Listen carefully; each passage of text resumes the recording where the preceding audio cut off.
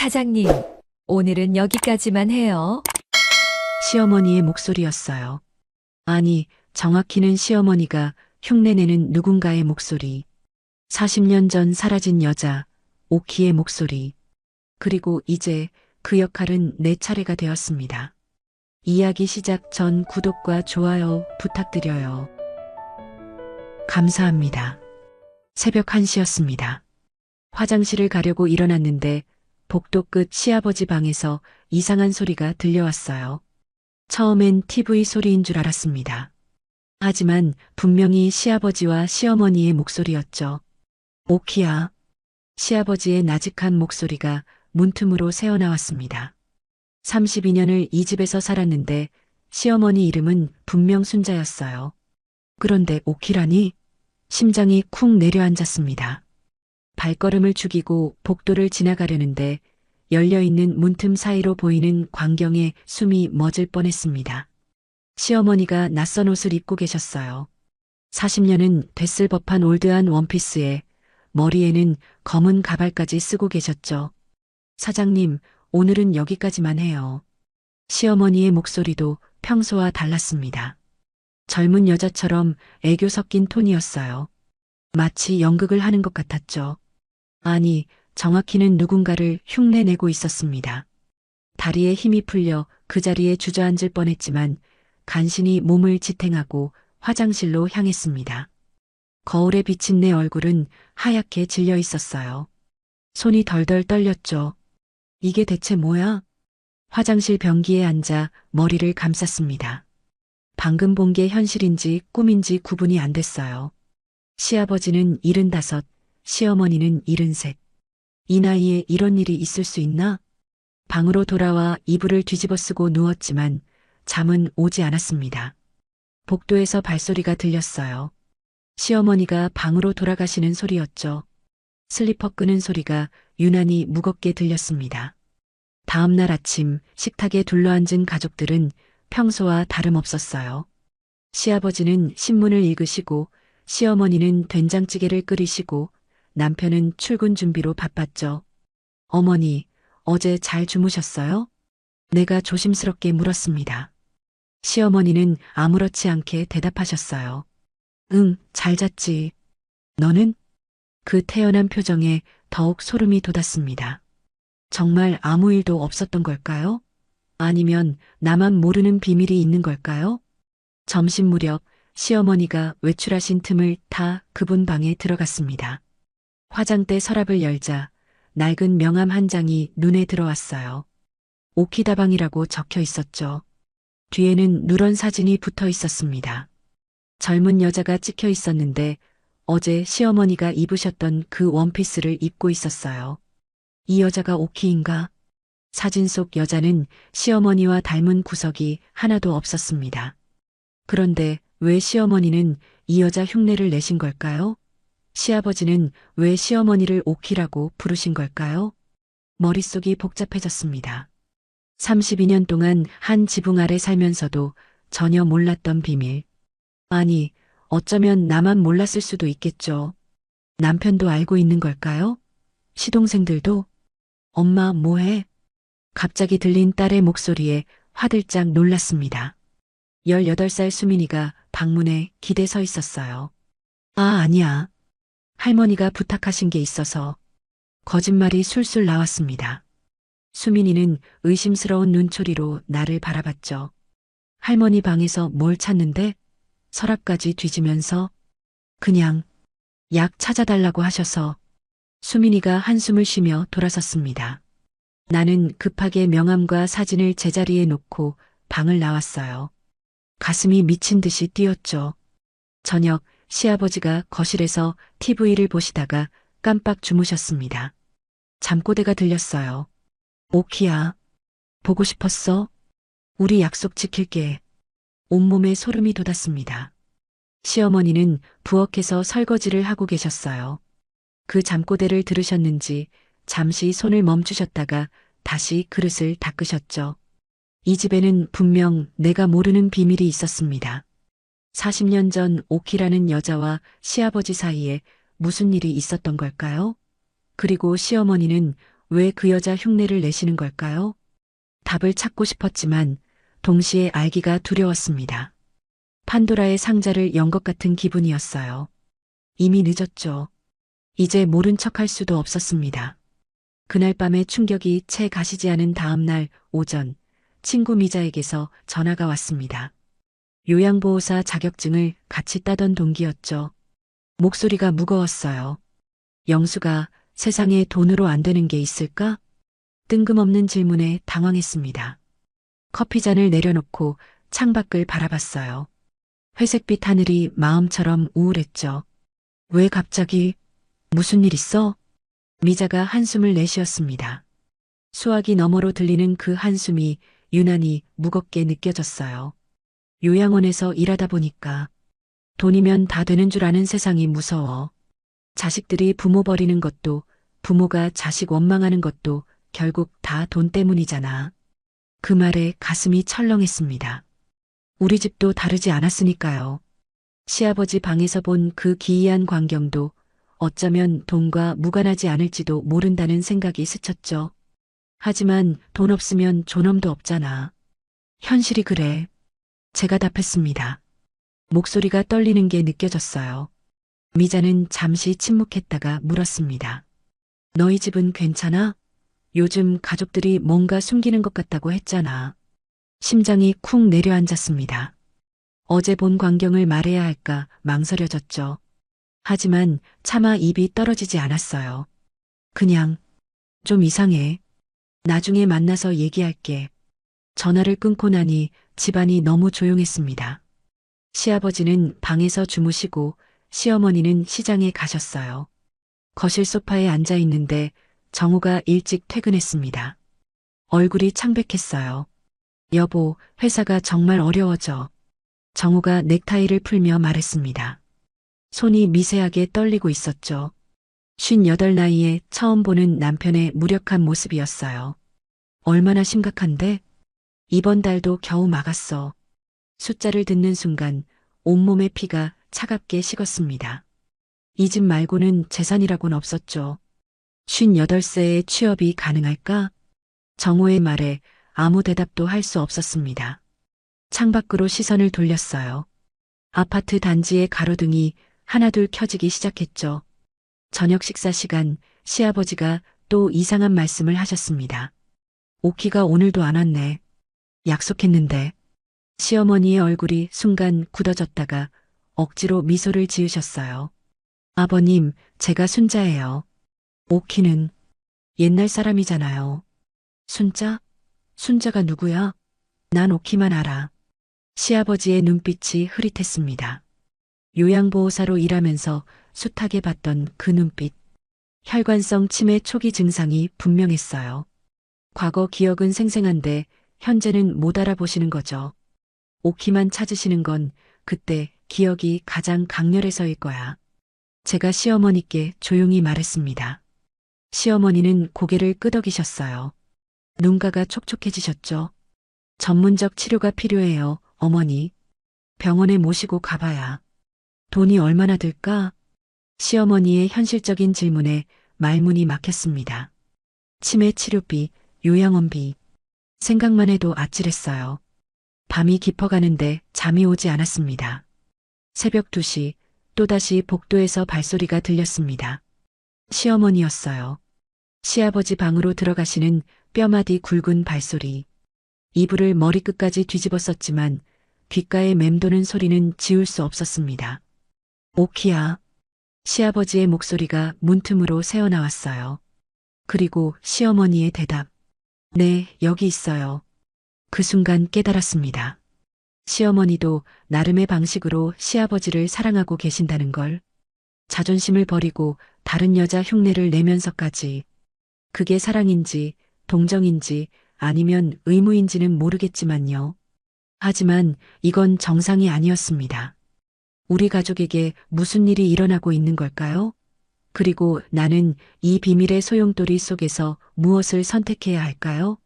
시어머니 방에서 발견한 낡은 앨범을 펼치는 순간 숨이 멎을 뻔했습니다.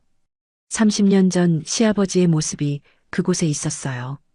양복이 몸에 딱 맞는 중년의 사업가. 고급 승용차 앞에서 환하게 웃고 계셨죠. 연 매출 100억 기업의 회장이셨구나. 사진 뒤에 적힌 메모를 보고 중얼거렸습니다. 1995년 유통업계 거물이었던 시아버지. 지금의 구부정한 어깨와 흐릿한 눈빛과는 너무나 달랐어요. 다음 장을 넘기자 화려한 연회장 사진들이 나왔습니다. 고급 호텔, 룸살롱, 그리고 오키다방이라는 간판이 보이는 사진도 있었죠. 젊은 여성들이 시아버지 옆에서 술을 따르고 있었어요. 그때는 정말 왕처럼 사셨네. 씁쓸한 미소가 저절로 지어졌습니다. 지금은 치매로 과거와 현재도 구분 못하시는데 말이죠. 거실로 나오니 정우가 서류 더미를 앞에 두고 한숨을 쉬고 있었습니다. 이마에 맺힌 땀방울이 형광등 불빛에 반짝였어요. 아버지 건물 5억이 우리가 가진 전부야. 정우의 목소리가 떨렸습니다. 2대 경영 실패로 쌓인 부채가 3억. 매달 이자만 200만 원씩 나가고 있었죠. 이 집마저 잃으면 갈 곳이 없어. 시어머니가 부엌에서 나오시며 말씀하셨습니다. 주름진 손으로 앞치마를 만지작거리시는 모습이 안쓰러웠어요. 병원 진료 결과가 나온 날이었습니다. 신경과 의사는 차트를 보며 고개를 저었어요. 혈관성 치매가 맞습니다. 점점 심해질 겁니다. 진료실의 차가운 공기가 폐를 짓눌렀습니다. 정우가 물었어요. 요양원에 모셔야 하나요? 감당하실 수 있으신가요? 의사의 현실적인 질문에 우리 모두 침묵했습니다. 제가 돌봄이 유일한 선택이네요. 시어머니가 힘없이 말씀하셨습니다. 그러더니 저를 바라보셨어요. 영숙이가 요양보호사 자격 있으니까. 모두의 시선이 저에게 쏠렸습니다. 가슴이 철렁 내려앉았어요. 25년 전에 딴 자격증. 시댁일로 실무 경험은 거의 없었죠. 그때는 정말 보람 있는 일이라고 생각했는데 혼잣말처럼 중얼거렸습니다. 젊은 시절의 열정과 이상은 어디로 갔을까요? 32년 결혼 생활. 남은 건 텅 빈 집과 늙은 시부모뿐이었어요. 내가 이 집에서 뭘 잃었지? 거울 앞에 서서 자신을 바라봤습니다. 58살의 주부. 특별할 것 없는 평범한 중년 여성. 자아 정체성이 흔들리는 기분이었어요. 저녁 가족회의가 열렸습니다. 식탁에 둘러앉은 우리 4명. 무거운 침묵이 흘렀죠. 내가 해야겠구나. 제가 먼저 입을 열었습니다. 다른 선택지는 없었어요. 정우는 회사 수습으로 바쁘고 시어머니는 73 고령이셨으니까요. 미안해 여보. 정우가 제 손을 잡았습니다. 거칠어진 손이 떨리고 있었어요. 그날 밤 요양보호사 교재를 다시 펼쳤습니다. 먼지가 쌓인 책장을 넘기며 옛 기억을 더듬었어요. 치매 환자 케어, 일상생활 지원, 정서적 교감. 할 수 있을까? 불안감이 엄습했습니다. 하지만 선택의 여지는 없었죠. 우리 가족의 생존이 걸린 문제였으니까요. 새벽 3시 또 시아버지 방에서 소리가 들렸습니다. 이번엔 울음소리였어요. 오키야, 왜 안 오는 거야? 약속했잖아. 시어머니가 달래시는 소리가 이어졌습니다. 제가 오키예요. 여기 있어요. 그 애절한 목소리에 가슴이 미어졌습니다. 70년을 함께 산 부부가 이렇게 무너져가고 있었어요. 사랑인지 연민인지 구분할 수 없는 감정들이 뒤엉켜 있었죠. 창밖으로 희미한 새벽빛이 들어왔습니다. 새로운 하루가 시작되고 있었어요. 하지만 우리 가족에게는 어두운 터널의 시작처럼 느껴졌습니다. 이 모든 비밀과 고통 속에서 과연 우리는 무엇을 지킬 수 있을까요? 그리고 나는 어디까지 갈 수 있을까요? 새벽 4시 거실에서 들리는 쿵쿵거리는 소리에 잠에서 깼습니다. 정우도 벌떡 일어났어요. 복도로 나가자 충격적인 광경이 펼쳐졌죠. 오키는 어디 갔어? 시아버지가 거실을 돌아다니며 소리치고 계셨습니다. 파자마 차림에 맨발이셨어요. 탁자 위 화분이 바닥에 나뒹굴고 있었죠. 아버님, 진정하세요. 제가 다가가자 시아버지가 갑자기 저를 밀쳤습니다. 예상치 못한 힘에 뒤로 나가 떨어질 뻔했어요. 정우가 황급히 저를 잡아줬죠. 누구야 너는? 오키 어디 숨겼어? 시아버지의 눈빛이 무서웠습니다. 완전히 다른 사람 같았어요. 시어머니가 방에서 뛰어나오셨습니다. 얼굴이 하얗게 질려 있었죠. 밖에서 창문 너머로 시끄럽다고 소리를 질러댔습니다. 옆집이었어요. 너무 시끄러워요. 매일 이러실 거예요? 현관문 너머로 항의하는 목소리에 얼굴이 화끈거렸습니다. 정우가 문을 열고 고개를 숙였어요. 죄송합니다. 곧 조용히 하겠습니다. 굴욕감에 눈물이 날 것 같았습니다. 시아버지는 계속 소란을 피우셨어요. 소파 쿠션을 집어던지고 액자를 떨어뜨리셨죠. 119 불러야겠어. 시어머니가 떨리는 손으로 전화기를 들었습니다. 15분 후 구급차가 도착했어요. 사이렌 소리에 온 동네가 다 깨어났죠. 창문 너머로 구경하는 이웃들의 시선이 느껴졌습니다. 온 동네가 다 봤어. 수치심에 고개를 들 수가 없었어요. 구급대원들이 시아버지를 진정시키고 병원으로 모셨습니다. 응급실에서 의사가 차트를 보며 눈살을 찌푸렸어요. 보호자가 더 세심하게 관리해야 합니다. 이런 증상이 나타날 때까지 방치하시면 안 돼요. 가슴이 찔렸습니다. 방치한 건 아니었지만 충분하지 못했던 게 사실이었으니까요. 약물 치료만으로는 한계가 있습니다. 24시간 전문 케어가 필요해요. 의사의 말에 정우가 물었습니다. 비용이 얼마나? 요양원은 월 100에서 150만 원 정도입니다. 숫자를 듣는 순간 우리 모두 침묵했어요. 감당할 수 없는 금액이었죠. 병원 복도에서 시어머니가 저를 불렀습니다. 주변을 살피시더니 낮은 목소리로 말씀하셨어요. 영수가 너한테만 말하는 건데. 긴장이 되었습니다. 시어머니의 얼굴이 어두웠어요. 40년 전 아버님이 오키라는 여자와 사귀셨어. 숨이 막혔습니다.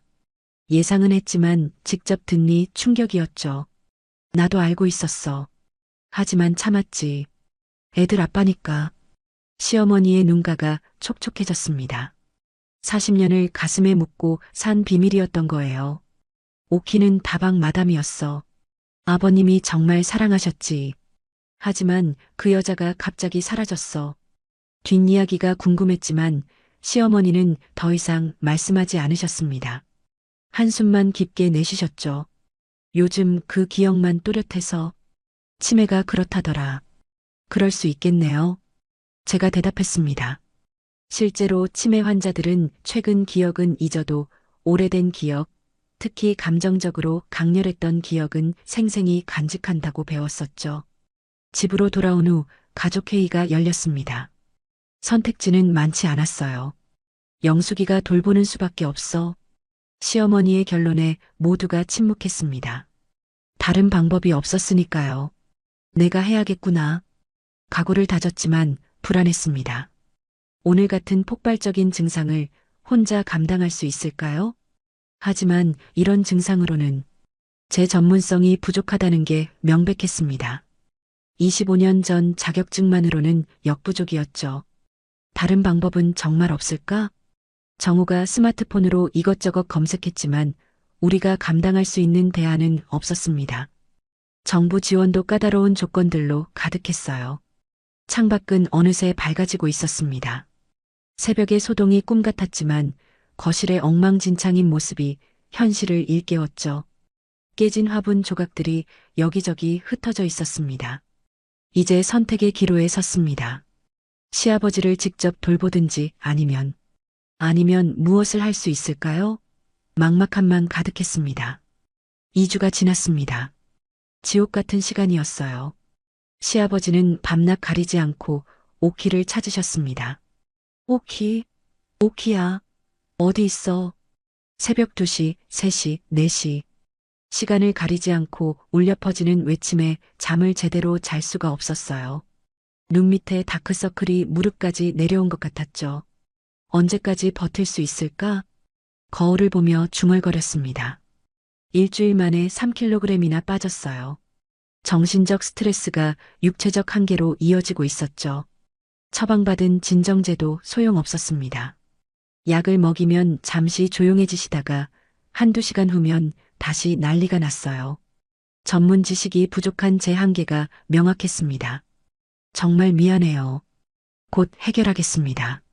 또 옆집에서 항의가 왔습니다. 이번 달만 네 번째였어요. 관리사무소에서도 경고장이 왔죠.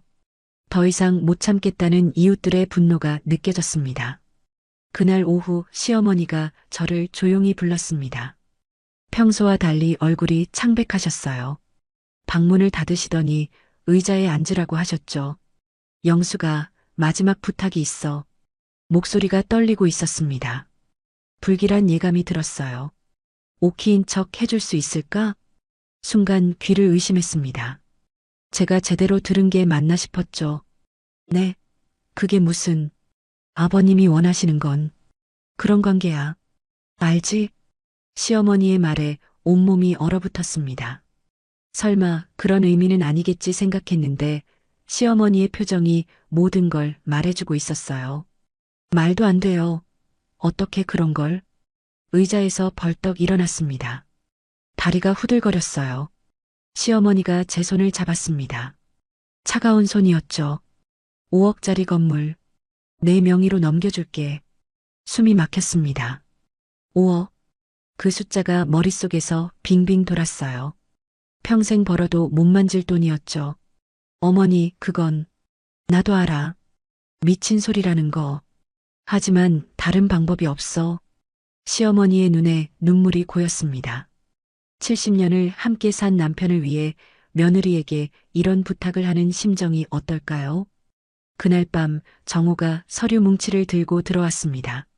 얼굴이 잿빛이었어요. 이번 달까지 대출 연장 안 되면 파산이야. 서류를 탁자에 내려놓는 손이 떨렸습니다. 빚이 이제 5억을 넘었다고 했어요. 이자 만월 300만 원. 불가능한 숫자였죠. 우리 나이에 갈 곳이 있어?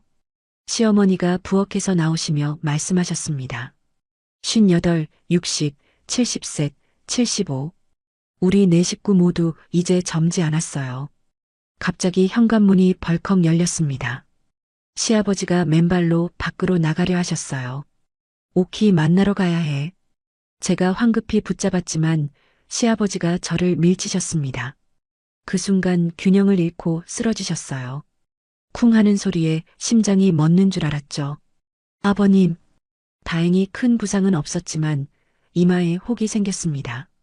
이러다 정말 큰일 나겠다는 생각이 들었어요. 침대에 누워 천장을 바라봤습니다. 5억이면 평생 걱정 없이 살 수 있어. 계산기를 두드려 봤어요. 은행에 넣어두기만 해도 월 200만 원의 이자. 충분했죠.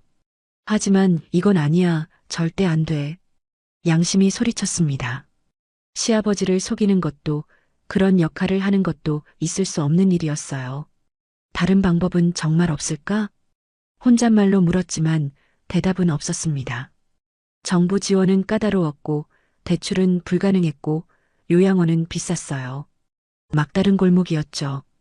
가족을 위해서라면 위험한 생각이 스며들기 시작했습니다. 시어머니도 하셨잖아. 40년 동안 사랑하는 사람을 위해서 나도 할 수 있을까? 새벽 또다시 시아버지의 외침이 들렸습니다. 오키야, 보고 싶어. 약속 지킬게. 그 애절한 목소리에 마음이 흔들렸습니다. 치매에 갇힌 노인의 마지막 소원. 그걸 들어드리는 게 그렇게 나쁜 일일까요? 아니야, 정신 차려. 머리를 흔들었습니다. 하지만 5억이라는 숫자가 계속 머릿속을 맴돌았어요. 선택의 시간이 다가오고 있었습니다. 그날은 정말 최악이었습니다. 오전 10시 경찰서에서 전화가 왔어요. 보호자 되십니까? 어르신을 찾았는데 빨리 오셔야 합니다. 시아버지가 새벽에 집을 나가 5시간 동안 헤매다 발견되신 거였어요. 맨발의 파자마 차림으로 시내 중심가까지 가셨다고 했죠. 경찰서에서 시아버지를 인계받으며 들은 말이 가슴을 찔렀습니다. 보호자가 더 책임져야 합니다. 이러다 큰일 납니다. 젊은 경찰관의 차가운 시선이 따가웠어요. 집으로 돌아오는 차 안에서 생각했습니다. 더 이상 버틸 수 없어. 한계였죠. 이러다 정말 돌이킬 수 없는 일이 중얼거렸습니다. 시아버지가 차창 밖을 멍하니 바라보고 계셨어요. 또 오키를 찾고 계신 것 같았죠. 집에 도착하자 시어머니가 달려 나오셨습니다. 시아버지의 상태를 보시고는 눈물을 흘리셨어요. 한 달만, 정말 1개월만. 제가 말했습니다. 시어머니가 놀란 눈으로 저를 바라보셨죠. 정말이야? 네. 하지만 1개월만요. 그 후엔 전문 요양원 알아보는 걸로. 조건부 수락이었습니다. 더 이상 고민할 여유도 없었어요. 그날 오후 시어머니 방에서 준비가 시작됐습니다. 40년 전 오키 사진을 꺼내 놓으셨어요. 젊고 아름다운 여성이었죠. 어떻게 흉내낼까? 사진을 들여다보며 연구했습니다. 긴 생머리, 진한 화장, 빨간 립스틱. 1980년대 스타일이었어요. 시어머니가 옷장에서 낡은 원피스와 화장품들을 꺼내셨습니다. 모두 보관하고 계셨던 거예요. 말투는 이랬고 좋아하던 노래는 이거였어. 사랑의 미로라고. 시어머니가 하나하나 알려주셨습니다. 손이 떨리고 계셨죠. 저도 마찬가지였어요. 거울 앞에 섰습니다. 가발을 쓰고 화장을 진하게 했어요. 빨간 원피스를 입으니 완전히 다른 사람 같았죠. 이상해. 나 같지 않아. 거울 속 모습에 당황했습니다. 58살 며느리가 40년 전 젊은 여자로 변신한 거예요. 저녁 8시 시아버지 방 앞에 섰습니다. 심장이 미친 듯이 뛰었어요. 시어머니가 뒤에서 지켜보고 계셨죠. 사장님, 오키가 왔어요. 떨리는 목소리로 말했습니다. 문을 열고 들어갔어요. 시아버지가 침대에서 벌떡 일어나셨습니다. 눈이 반짝였어요. 치매로 흐릿했던 눈빛이 갑자기 또렷해졌죠. 오키야, 정말 왔구나. 시아버지가 저를 끌어안으셨습니다. 온몸이 굳었어요. 담배와 약 냄새가 섞인 채취가 코를 찔렀죠. 보고 싶었어? 정말 보고 싶었다고. 시아버지의 목소리에 눈물이 섞여 있었습니다. 그 순간 예상치 못한 감정이 밀려왔어요. 연민이었을까요? 죄책감이었을까요? 사장님, 제가 대답했습니다. 시아버지가 제 얼굴을 두 손으로 감쌌어요. 예쁘구나. 예전 그대로야. 시아버지의 손이 제 머리카락을 쓰다듬었습니다. 가발이 벗겨질까 조마조마했어요. 오키야, 예전처럼. 우리 예전처럼 해보자. 시아버지가 제 손을 잡으셨습니다. 무슨 의미인지 알 것 같아 두려웠어요. 어떻게 하지? 당황했지만 거부할 수 없었습니다. 시아버지가 제 손을 당기시며 침대 가장자리에 앉으셨어요. 같이 앉아. 오키야. 조심스럽게 옆에 앉았습니다. 시아버지가 제 어깨에 손을 올리셨어요. 몸이 떨렸죠. 노래 불러줘. 그때 그 노래. 다행히 노래였습니다. 시어머니가 가르쳐준 사랑의 미로를 작은 소리로 불렀어요. 시아버지가 눈을 감고 들으셨습니다. 평화로운 표정이었어요. 폭풍 같던 증세가 거짓말처럼 사라졌죠. 내가 뭘 하고 있는 거지? 노래를 부르면서도 혼란스러웠습니다. 치매에 걸린 시아버지를 속이고 있는 거예요. 하지만 그분이 이렇게 편안해 하시는 걸 보니 이게 한 번으로 끝날까? 불안했습니다.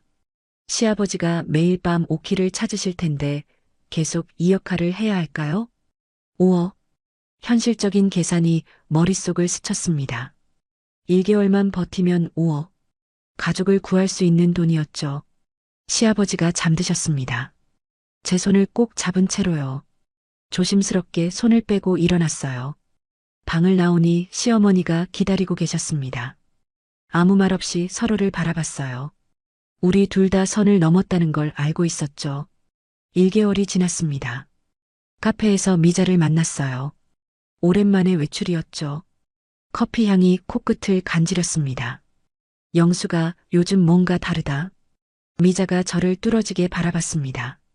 예리한 눈빛이었어요. 불안감이 스쳐 지나갔죠. 얼굴에 윤기가 흐르네. 뭐 좋은 일 있어? 미자의 관찰에 당황했습니다. 화장실로 가는 척하며 거울을 봤어요.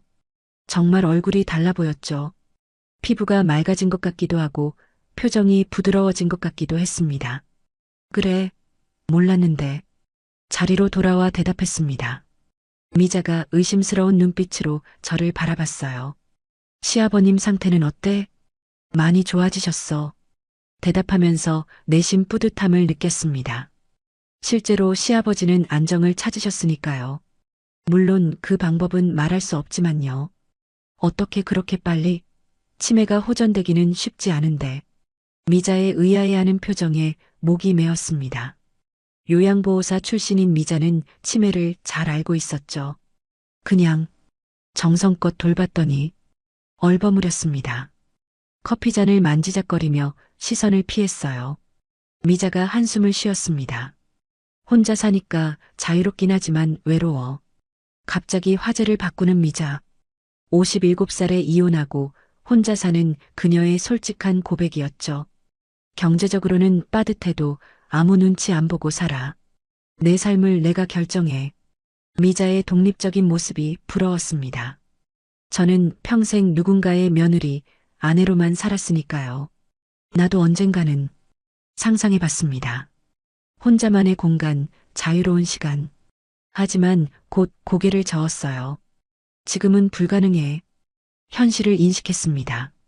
시아버지를 돌봐야 하고 가족을 지켜야 했으니까요. 그리고 이제는 5억이라는 약속도 있었죠. 영수가, 넌 참 착해. 그게 장점이야. 미자가 제 손을 잡았습니다. 따뜻한 손이었어요. 정말 그럴까? 의문이 들었습니다. 착한 게 아니라 계산적인 건 아닐까요? 5억을 위해 시아버지를 속이는 제가 착한 사람일까요? 가장 친한 친구에게 이런 거짓말을. 죄책감이 밀려왔습니다. 30년 우정을 나눈 미자에게 비밀을 숨기고 있다는 게 괴로웠어요. 영수가 무슨 고민 있으면 말해. 우리가 누군데? 미자의 진심 어린 걱정에 눈물이 날 것 같았습니다. 고마워. 겨우 그 말만 했습니다. 목이 메어서 더는 말할 수 없었어요. 언젠가는 모든 걸 털어놓고 싶어 마음속으로 다짐했습니다. 하지만 지금은 아니었죠. 하지만 절대 말할 수 없어. 비밀의 무게를 실감했습니다. 이건 무덤까지 가져가야 할 비밀이었으니까요. 집으로 돌아오는 길에 생각했습니다. 오키 역할을 할 때의 나와 평소의 나가 달라지고 있었어요. 어느 쪽이 진짜 나일까요? 오키일 때는 젊고 발랄한 여자가 됩니다. 노래를 부르고 애교를 부리고 시아버지를 사장님이라 부르죠. 평소에 조용하고 소심한 저와는 완전히 다른 사람이었어요. 돈이 생기니까 마음도 여유로워져. 솔직한 변화를 인정했습니다. 시어머니가 약속한 5억. 그 돈이 생긴다는 생각만으로도 마음이 든든했어요. 정호의 빚 걱정도 노후 걱정도 사라질 거니까요. 이런 내가 이상한 건가? 자기 객관화를 시도했습니다. 돈을 위해 치매 노인을 속이는 며느리. 제3자가 보면 분명 비난받을 일이었죠. 하지만 동시에 생각했습니다. 시아버지는 행복해 하시고 가족은 안정을 찾았고 경제적 문제도 해결될 거예요. 모두가 만족하는데 이게 정말 나쁜 일일까요? 저녁 또다시 5kg 변신할 시간이었습니다. 거울 앞에서 가발을 쓰고 화장을 했어요. 이제는 익숙해진 루틴이었죠. 오늘은 또 무슨 일이 있을까? 불안하면서도 묘한 기대감이 들었습니다. 이 이중 생활이 언제까지 계속될지 몰랐지만 1개월은 버텼으니 나머지도 버틸 수 있을 거예요. 아니, 버텨야만 했습니다. 가족을 위해서, 그리고 이제는 저 자신을 위해서도요. 4개월째 되는 날 아침, 거울 앞에 섰습니다. 이제 오키 연기는 제 일상의 일부가 되었어요. 거울 앞에서 가발을 쓰는 손놀림이 능숙해졌죠. 이제 정말 자연스러워졌어. 스스로도 놀라웠습니다. 마치 연극 배우가 된 것 같았죠. 시아버지 방에서 노래를 불렀습니다. 사랑의 미로, 돌아와요, 부산항해, 목포의 눈물. 40년 전 유행가들이 술술 나왔어요. 내가 이런 재능이? 신기했습니다. 평생 노래방도 안 가던 제가 이렇게 노래를 잘 부르다니요. 시아버지가 박수를 치며 좋아하셨어요. 오키야, 목소리가 더 예뻐졌구나. 그 칭찬에 묘한 만족감이 들었습니다. 오키의 말투와 몸짓이 몸에 배어버렸어요. 너무 익숙해져서 무서워. 복잡한 심정이었습니다. 때로는 일상에서도 오키처럼 행동하는 저를 발견했으니까요. 정우와 대화할 때도 가끔 애교 섞인 말투가 튀어나왔죠. 연기가 아니라 진짜 오키가 된 것 같아. 정체성의 경계가 흐려지고 있었습니다. 영숙과 오키, 어느 쪽이 진짜 나일까요? 시어머니가 봉투를 건네셨습니다. 월 200만 원의 용돈이었어요. 이렇게 많이? 놀랐습니다. 평생 남편 월급에만 의존하던 제가 개인 용돈을 받다니요. 영숙이가 고생하니까 마음대로 써. 시어머니의 따뜻한 배려에 눈시울이 뜨거워졌습니다. 통장에 돈이 쌓이는 걸 보니 마음이 든든했어요. 평생 이렇게 여유로운 적이 없었어. 물질적 만족감이 컸습니다. 마트에서 장을 볼 때도 가격표를 안 보게 됐어요. 원하는 걸 살 수 있다는 자유가 달콤했죠. 미자와 친구들을 만났습니다. 고급 레스토랑에서였어요. 내가 낼게. 카드를 꺼내며 말했습니다. 친구들의 놀란 표정이 즐거웠어요. 우월감과 자신감이 솟았죠. 영숙이가 요즘 달라졌네. 여유가 생겼어. 친구들의 부러운 시선이 기분 좋았습니다. 돈이 있으니까 모든 게 달라 보여. 현실적 변화를 체감했습니다. 옷도 새로 사고 화장품도 좋은 걸 쓰게 됐어요.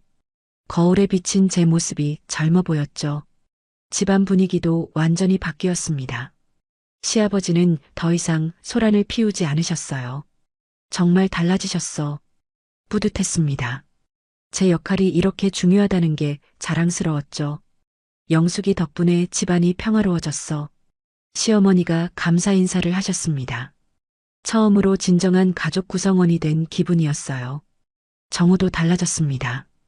퇴근하면 제게 먼저 인사했어요. 고생 많다. 정말 고마워. 남편의 인정에 가슴이 벅찼습니다. 내가 꼭 필요한 사람이구나. 자긍심이 생겼어요. 32년 결혼 생활에서 처음 느끼는 감정이었죠. 이웃들도 칭찬했습니다. 엘리베이터에서 만난 아랫집 주민이 말했어요. 요즘 정말 조용하네요. 어떻게 하신 거예요? 그냥 정성껏 돌봤어요. 대답하며 어깨가 으쓱했습니다. 자랑스러운 마음이 들었죠. 저녁 8시 또 시아버지를 찾아갔습니다. 이제는 부담이 아니었어요. 나름 즐거운 시간이야. 시아버지와 함께하는 시간이 편안해졌습니다. 노래도 부르고 옛날 얘기도 들어드리고 손도 잡아드렸어요. 사장님이 행복해 하시니까 나도 기분 좋아. 상호 만족감이었습니다. 시아버지는 오키를 만나 행복하고 저는 그 모습을 보며 보람을 느꼈죠. 전문적 간병 지식과 오키 연기가 결합되니 완벽했습니다. 약 복용 시간도 정확히 지키고 운동도 시켜드리고 정서적 안정까지 제공했어요. 완벽한 케어야. 자신감이 넘쳤습니다. 어떤 전문 간병인보다 제가 낫다고 생각했죠. 이 정도면 충분히 보상받을 만해. 자기 합리화가 완성되었습니다. 5억이라는 대가가 아깝지 않을 만큼 열심히 하고 있으니까요. 밤이 깊어가는데 잠이 오지 않았습니다. 천장을 바라보며 생각했어요. 이 생활이 언제까지 계속될까? 하지만 이상하게도 끝나는 게 아쉬울 것 같았습니다. 지금이 제 인생에서 가장 충실한 시간일지도 모른다는 생각이 들었어요. 어느 날 아침 거울 앞에 섰습니다. 가발도 쓰지 않았는데 거울 속 여자가 낯설었어요. 내가 영숙인지 오키인지 헷갈려 중얼거렸습니다. 정체성 혼란이 심해지고 있었죠. 평소에도 오키처럼 웃고 말하고 행동하는 제가 있었어요. 시아버지를 돌보러 가는 시간이 되었습니다. 이제는 의무가 아닌 기다림이었어요. 시아버지를 볼 때 느끼는 감정이 달라졌죠. 이게 연기가 맞나? 자문했습니다. 시아버지를 사장님이라 부를 때의 애정이 진짜처럼 느껴졌어요. 오키로 있을 때가 더 자연스러워. 본래 자아와의 역전 현상이 일어나고 있었습니다. 영숙보다 오키가 더 편안했어요. 어느 쪽이 진짜 나일까? 존재론적 고민이 깊어졌습니다. 32년간의 영숙과 4개월간의 오키. 어느 쪽이 진정한 나일까요? 오후 시아버지와 차를 마시며 대화했습니다. 이제는 치매 환자와 간병인이 아닌 진정한 대화 상대가 된 것 같았어요. 사장님이 젊었을 때 정말 멋있으셨겠어요. 진심 어린 감탄이 나왔습니다. 앨범 속 사진의 당당한 모습이 떠올랐죠. 오키야, 너 때문에 다시 살맛난다. 시아버지의 고백에 가슴이 뛰었습니다. 연기가 아닌 진짜 감정이었어요. 나도 사장님과 함께 있으면 행복해요. 솔직한 감정이 튀어나왔습니다. 시아버지가 제 손을 꼭 잡으셨어요. 따뜻한 온기가 전해졌죠. 통장을 확인했습니다. 넉 달간 모은 돈이 800만 원이었어요. 처음으로 제 이름으로 된 목돈이었죠. 5억짜리 건물이 진짜 내 것이 될 수도 있어. 현실감 있는 기대가 부풀었습니다. 서류상으로도 곧 명예 이전이 시작된다고 시어머니가 말씀하셨어요. 이제 정말 여유로운 노후를 보낼 수 있겠어. 미래를 설계했습니다. 해외여행도 가고 좋은 차도 사고 원하는 걸 다 할 수 있을 거예요. 친구들에게 당당하게 살 수 있어. 사회적 지위 상승에 대한 기대도 컸습니다. 더 이상 남편 눈치 보며 사는 주부가 아닌 경제력 있는 여성이 될 거예요. 돈 걱정 없이 사는 게 이렇게 좋은 거구나. 물질적 행복을 만끽했습니다. 마음의 여유가 생기니 모든 게 달라 보였죠. 저녁 정우가 이상한 말을 했습니다. 요즘 아버지가 정말 좋아 보이셔. 무슨 비결이라도 있어? 의미심장한 눈빛이었어요. 심장이 쿵 내려앉았죠. 그냥 정성껏 돌봐드려서 그런가 봐. 대답했지만 불안했습니다. 혹시 눈치챈 걸까요? 시어머니도 복잡한 표정으로 저를 바라보셨습니다. 감사와 미안함, 그리고 알 수 없는 감정이 섞인 눈빛이었어요. 뭔가 더 있는 건가? 의심이 시작됐습니다. 시어머니가 숨기는 게 더 있는 것 같았어요. 미자를 만났을 때도 마찬가지였습니다. 너 요즘 정말 달라 보여. 뭔가 여자가 됐다고 할까? 날카로운 관찰에 긴장했습니다.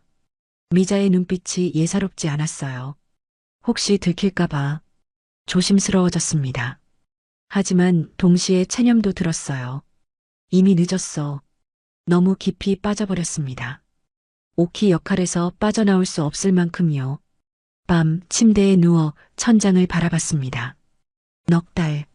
처음 약속했던 1개월을 훨씬 넘어섰어요. 언제까지 계속될까요? 아니, 정말 끝낼 수 있을까요?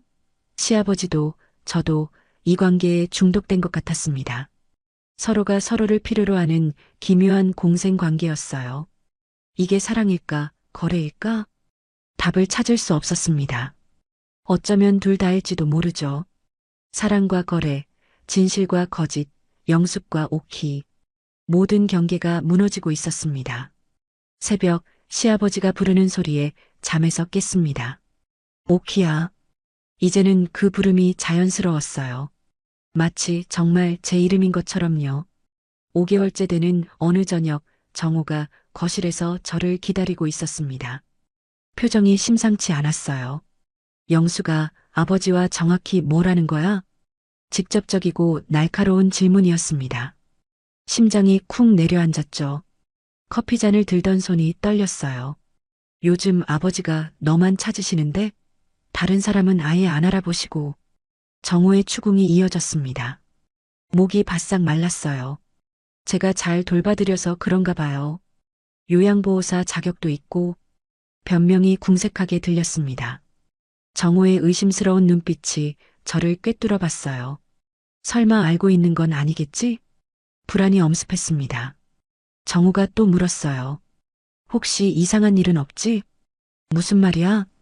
발뺌하며 식은땀이 흘렀습니다. 정우는 한참 저를 바라보다가 방으로 들어갔어요. 다음 날 시어머니 방을 청소하다가 서랍 깊숙한 곳에서 낡은 편지 뭉치를 발견했습니다. 40년 전 날짜가 적혀 있었죠. 편지를 읽는 순간 충격에 휩싸였습니다. 오키가 시아버지에게 보낸 편지들이었어요. 사장님, 아이를 가졌어요. 하지만 지울게요. 사장님, 가정을 파괴할 수 없으니까. 손이 떨렸습니다. 오키가 아이를 가졌다가 지웠다는 충격적 사실. 그리고 그 후로 사라진 거였어요. 40년 동안 이런 비밀을. 시어머니에 대한 새로운 인식이 생겼습니다. 이 모든 걸 알면서도 참고 사신 거예요. 그럼 나는 그냥 대역 배우였던 거야? 이용당했다는 분노와 배신감이 밀려왔습니다. 시어머니는 처음부터 다 알고 계획하신 건가요? 그날 밤 정우가 샤워하는 동안 그의 휴대폰이 울렸습니다. 무심코 본 화면에 충격적인 문자가 떠 있었어요. 오늘 밤도 만날까? 호텔에서 기다릴게. 발신자는 모르는 여자 이름이었습니다. 온몸에 소름이 돋았어요. 당신도 바람을 피우고 있었구나. 충격과 분노가 동시에 밀려왔습니다. 32년 결혼 생활이 거짓이었던 거예요. 그럼 나에게 왜 그런 도덕적 잣대를. 위선에 대한 분노가 치밀어 올랐습니다. 정우가 저를 의심하면서 자신은 불륜을 저지르고 있었던 거예요. 우리 가족이 다 이런 식이었어? 가족 전체에 대한 환멸이 밀려왔습니다.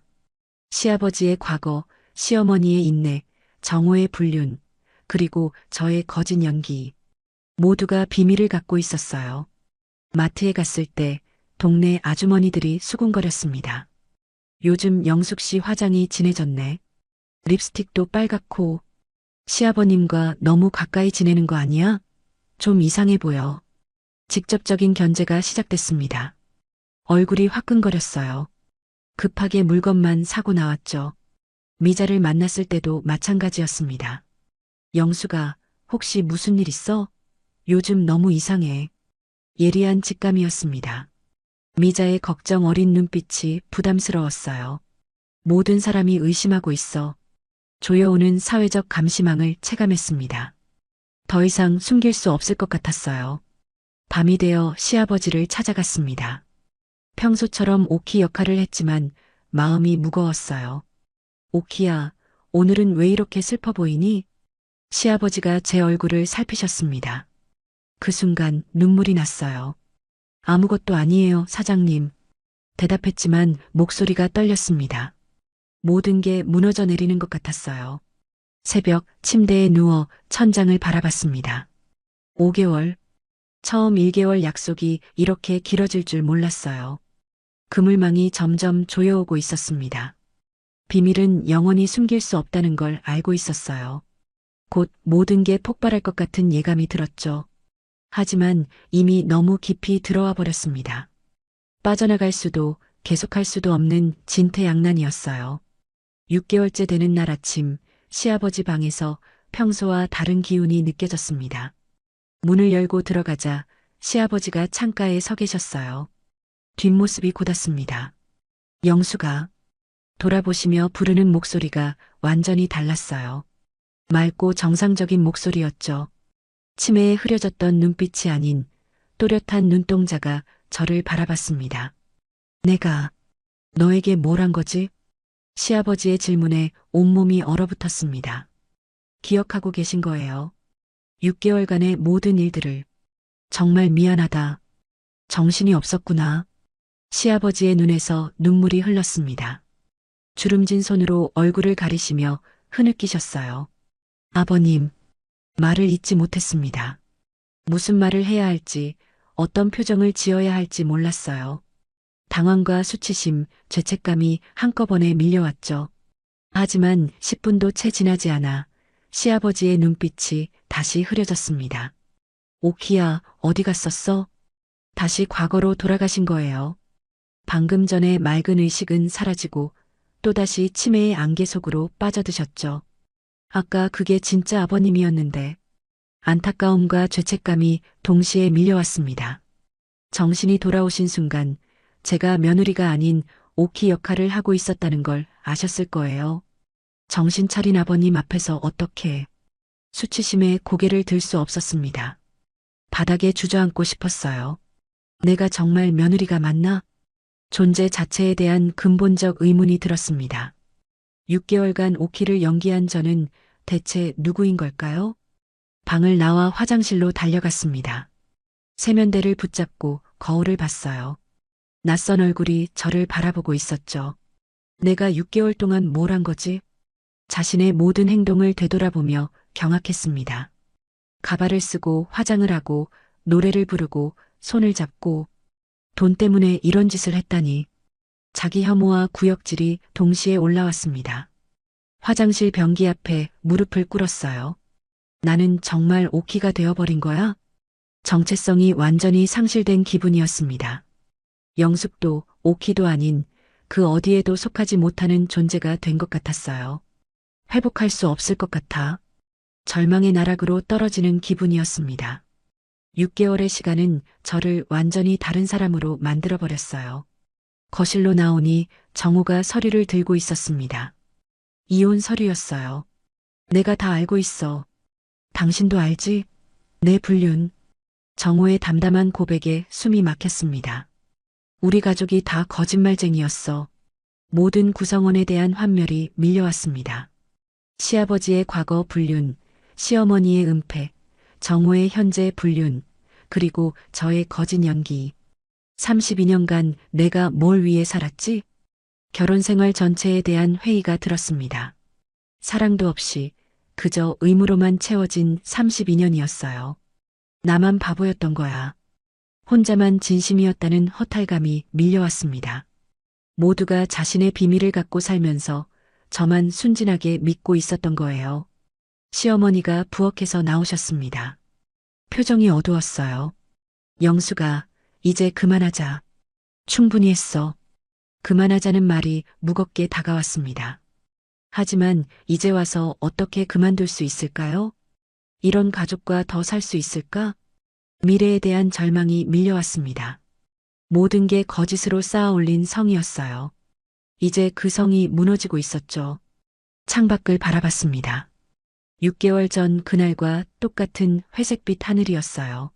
하지만 저는 완전히 다른 사람이 되어 있었습니다. 돌아갈 수 없는 강을 건너버린 거예요. 그날 밤 저는 완전히 무너져 있었습니다. 침대에 누워 천장을 바라보며 생각했어요. 어차피 나는 이미 망가졌어. 모든 것을 포기한 절망적 심리 상태였습니다. 6개월간 쌓아온 거짓말의 탑이 무너지고 있었죠. 더 이상 잃을 것도 없어. 자폭적인 마음가짐이 들었습니다. 가족도 자존심도 정체성도 이미 다 잃어버렸으니까요. 이제 와서 선을 지킨다고 뭐가 달라져? 자포자기의 심정이었습니다. 이미 넘어서는 안 될 선을 넘어버렸는데 이제 와서 뭘 어쩌겠어요. 마지막이야. 정말 마지막. 스스로에게 다짐하며 시아버지 방으로 향했습니다. 발걸음이 무거웠어요. 시아버지가 침대에 앉아 계셨습니다. 저를 보자 얼굴이 환해지셨어요. 오키야, 사랑해. 정말 사랑한다고. 시아버지의 간절한 고백에 가슴이 미어졌습니다. 치매에 걸린 노인의 마지막 사랑. 그게 진짜든 가짜든 그분에게는 전부였어요. 나도 사장님을. 절망적이면서도 복잡한 감정이 뒤엉켰습니다. 연민인지 죄책감인지 아니면 6개월간 쌓인 묘한 애착인지 구분할 수 없었어요. 시아버지가 제 손을 잡으셨습니다. 떨리는 손이었어요. 사장님, 이게 마지막이에요. 속삭였습니다. 시아버지는 알아듣지 못하셨겠지만 저 스스로에게 하는 다짐이었어요. 정말 끝이야. 체념했습니다. 더 이상 이 관계를 유지할 수 없다는 걸 알았어요. 방을 나와 화장실 거울 앞에 섰습니다. 번진 화장, 헝클어진 가발. 낯선 모습이었어요. 이게 나야?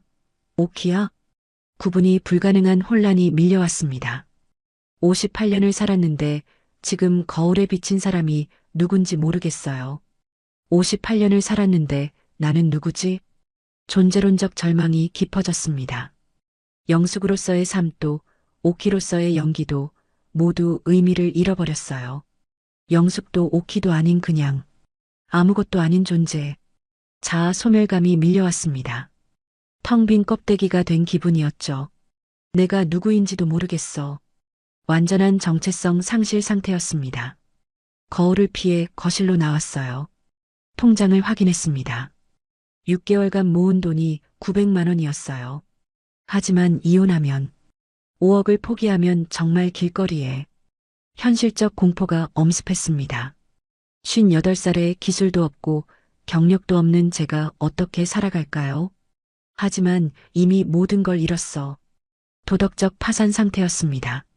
돈을 얻어도 의미가 없었어요. 자존심도 품위도 인간다움도 다 잃어버렸으니까요.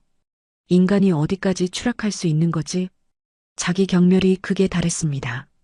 거울도 사람들도 심지어 제 그림자조차 마주하기 싫었어요. 새벽 발코니에 나가 앉았습니다. 차가운 바람이 얼굴을 스쳤어요. 온 세상이 나를 손가락질할 거야. 사회적 단절감이 밀려왔습니다. 이 비밀이 알려지면 아무도 저를 이해하지 못할 거예요. 아무도 나를 이해하지 못해.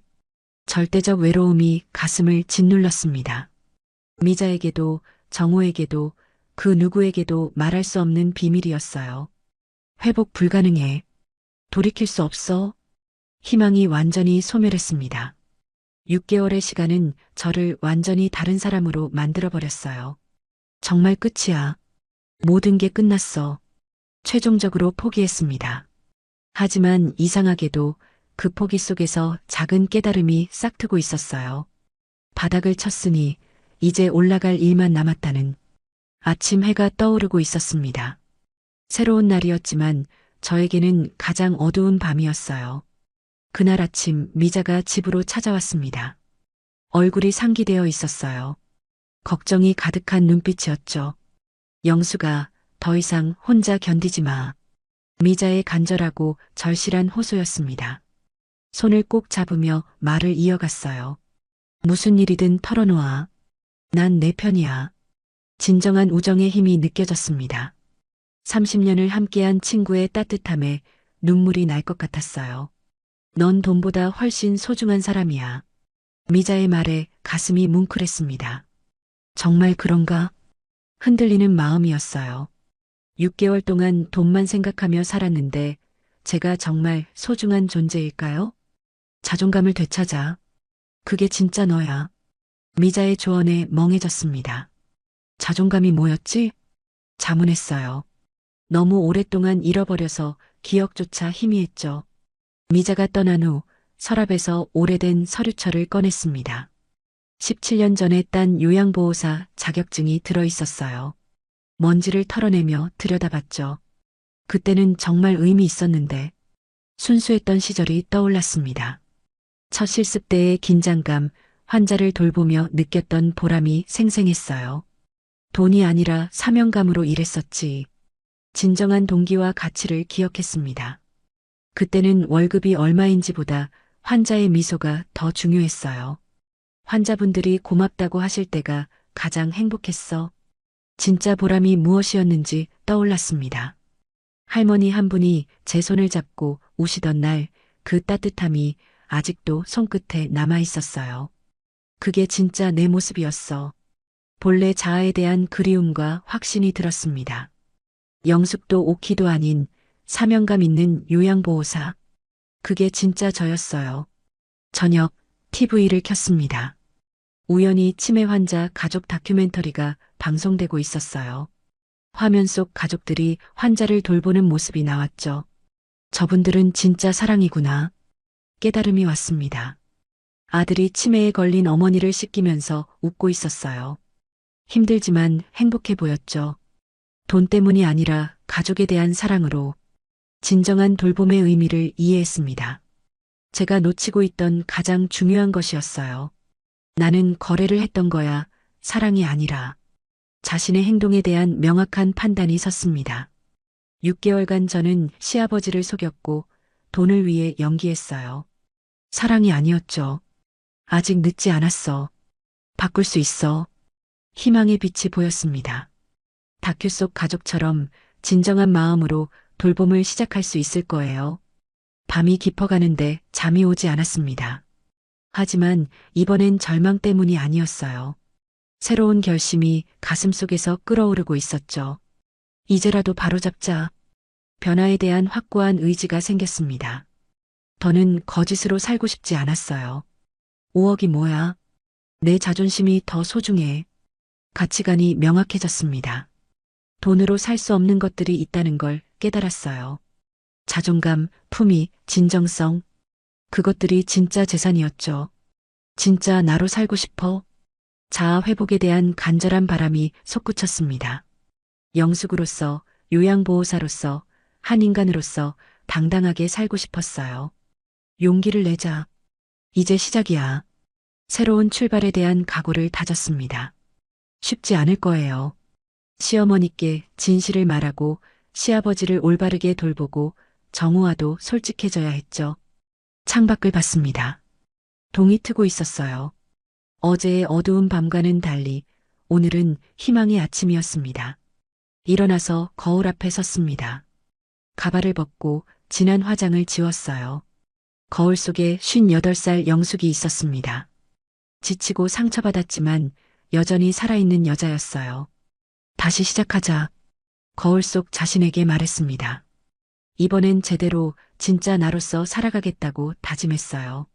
시어머니 방의 책상 위에 건물 소유권 이전 서류가 놓여 있었습니다. 5억짜리 건물. 6개월간의 대가였죠. 정말 찢을 거야? 스스로에게 물었습니다. 최후의 갈등이 시작됐어요. 손이 떨렸죠. 펜을 들었습니다. 서명란이 비어 있었어요. 단 한 번의 서명으로 5억이 제 것이 되는 거예요. 펜을 들었다가 내려놓기를 반복했습니다. 5억, 5억. 마지막 유혹이 속삭였습니다. 노후 걱정 없이 살 수 있는 돈이었어요. 아니야, 이건 내가 아니야. 펜을 확실히 내려놓았습니다. 결정적 순간이었죠. 서류를 집어들었어요. 저는 오키가 아니에요. 외치며 서류를 찢었습니다. 찢어지는 소리와 함께 통쾌한 해방감이 밀려왔어요. 6개월간의 굴레가 벗겨지는 기분이었죠. 시어머니가 달려오셨습니다. 찢어진 서류를 보고 얼굴이 하얗게 질렸어요.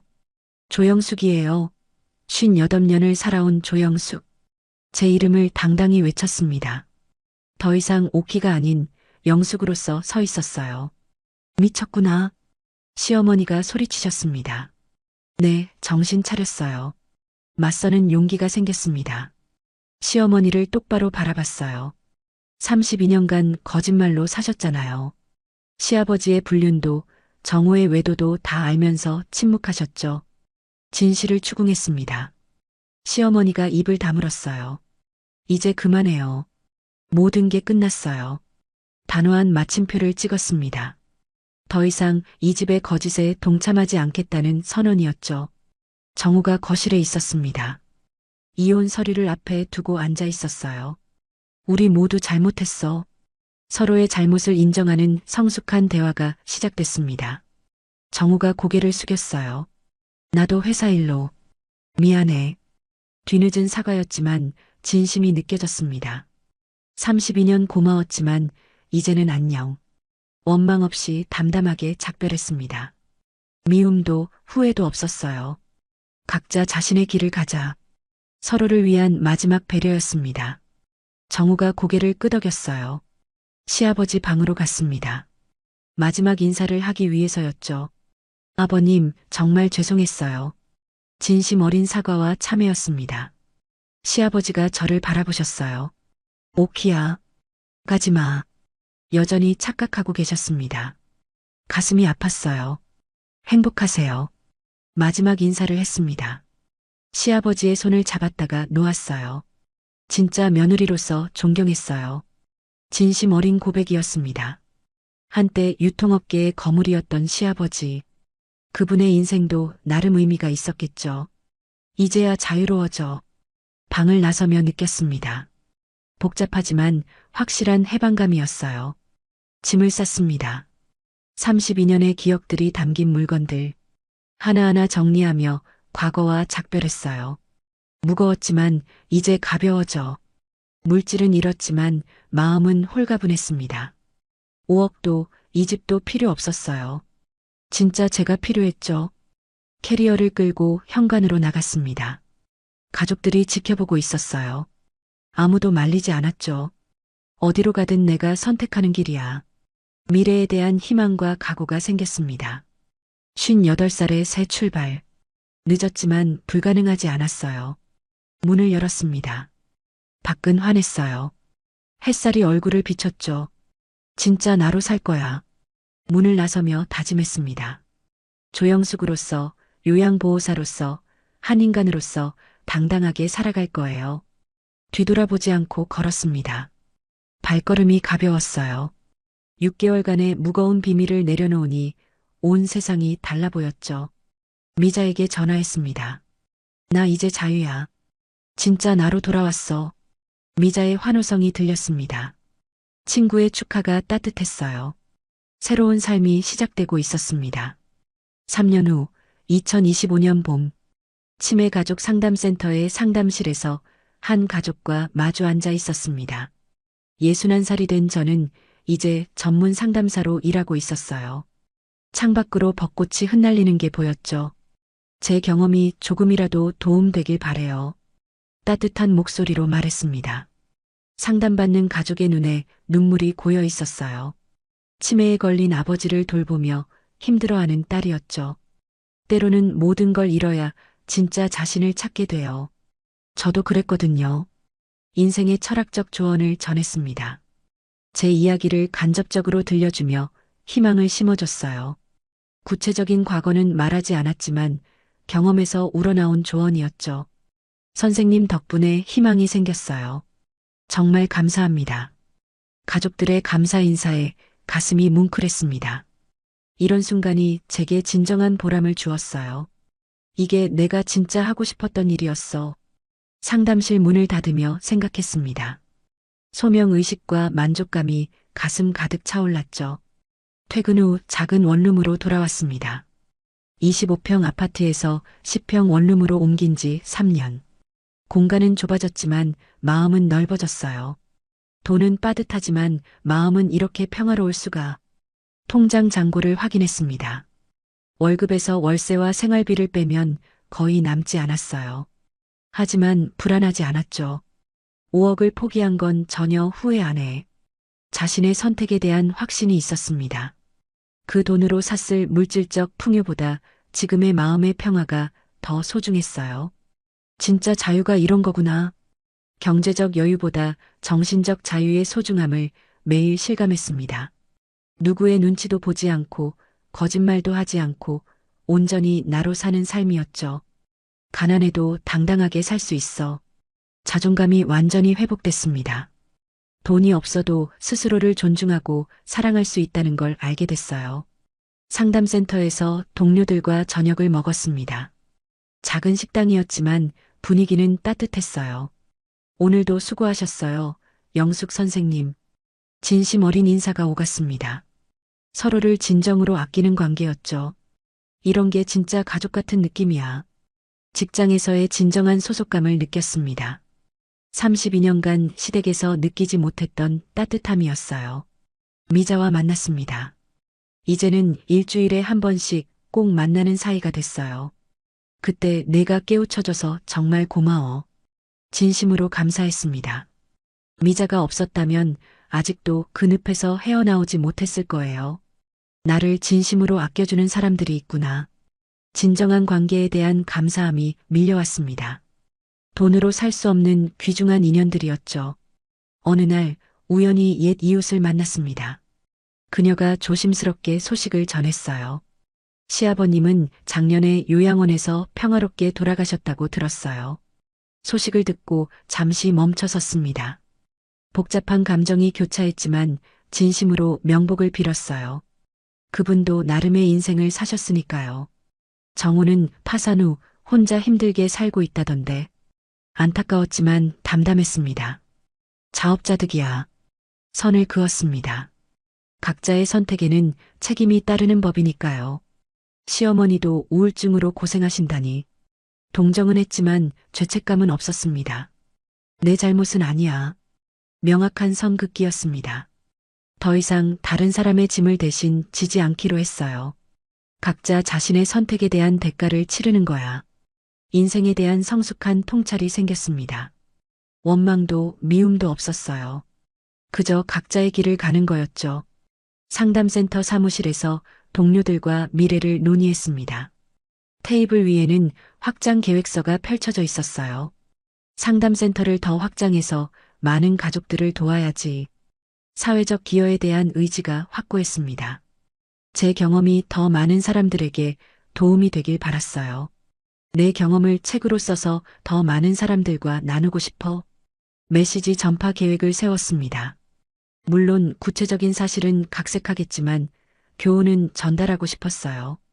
61살에 찾은 진짜 인생이 더 의미 있어 나이에 대한 새로운 인식이 생겼습니다. 늦었다고 생각했던 나이가 사실은 새로운 시작이었어요. 저녁 노을이 지는 한강 다리를 걸었습니다.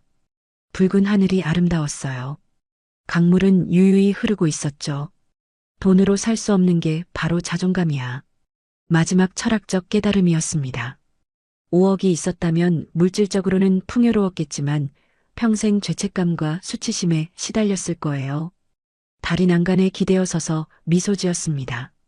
만족스러운 미소였어요. 주머니는 가벼웠지만 마음은 충만했죠. 휴대폰이 울렸습니다. 상담 예약 문자였어요. 또 다른 가족이 도움을 요청하고 있었죠. 내일도 열심히 살아야지. 활력이 솟았습니다.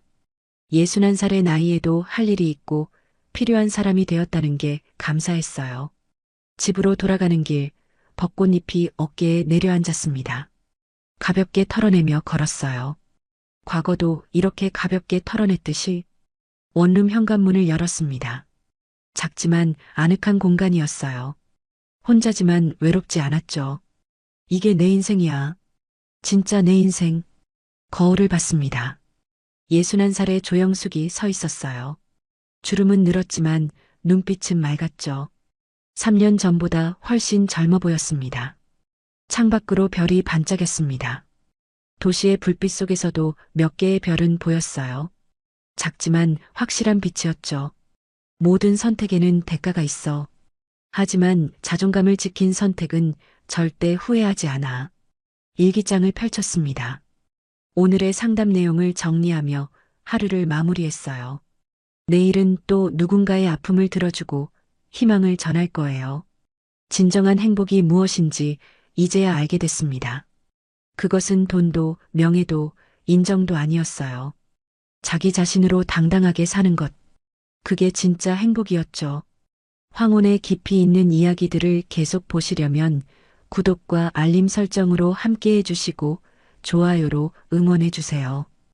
여러분의 클릭 하나로 제가 영상을 제작하는데 큰 힘이 됩니다. 인생의 황혼에서 다시 피는 늦은 사랑과 우리 모두가 경험할 수 있는 외로움과 용기에 대해 이야기하는 늦게 핀 지혜였습니다.